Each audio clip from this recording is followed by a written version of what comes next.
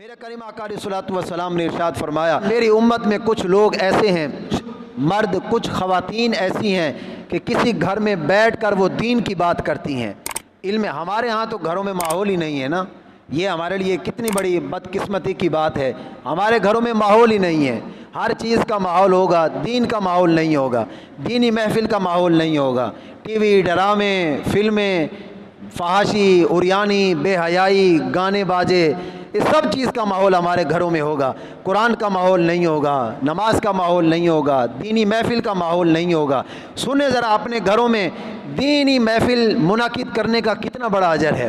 اللہ اس گھر کو اور اس گھر والوں کو کتنا نوازتا ہے جس گھر میں دین کی بات ہوتی ہے، جس گھر میں بیٹھ کر مرد عورت دین پر بات کرتے ہیں، دینی کسی مسئلے پر بات ہوتی ہے، دین کی تبلیغ ہوتی ہے۔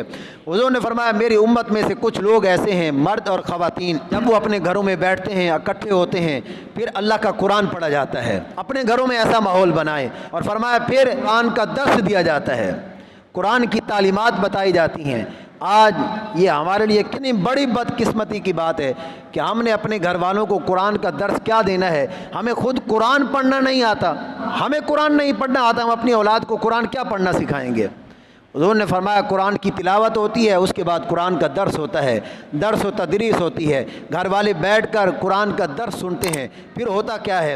حضور نے فرمایا اللہ اس گھر پر اور اس گھر والوں کے دلوں پر سکون نازل فرماتا ہے، اس گھر پر پھر اللہ کی رحمت نازل ہوتی ہے، اس گھر کو اللہ کی رحمت ڈھانپ لیتی ہے، پھر اس گھر میں نہ کوئی پریشانی آتی ہے، نہ کوئی مشکلات آتی ہیں، نہ پریشانیاں آتی ہیں، نہ کسی اثرات کا کوئی اثر ہوتا ہے، نہ کسی جنات کا اثر ہوتا ہے۔ کیوں؟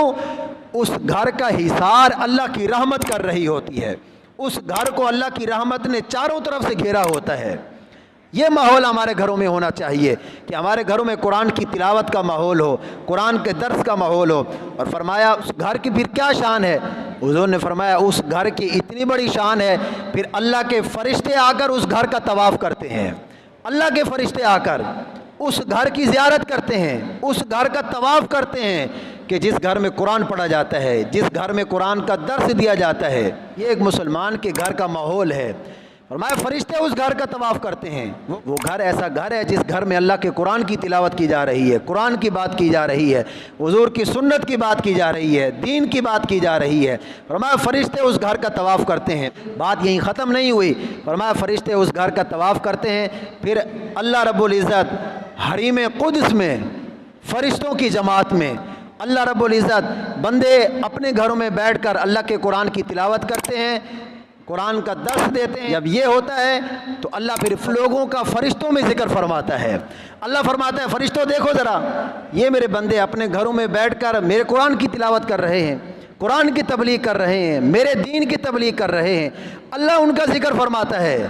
یہ ذرا سوچنے والی بات ہے، کتنا بڑا اجر ہے ان لوگوں کے لیے کہ اللہ ان کا فرشتوں کی جماعت میں اللہ ذکر فرماتا ہے، اللہ ان کو یاد فرماتا ہے۔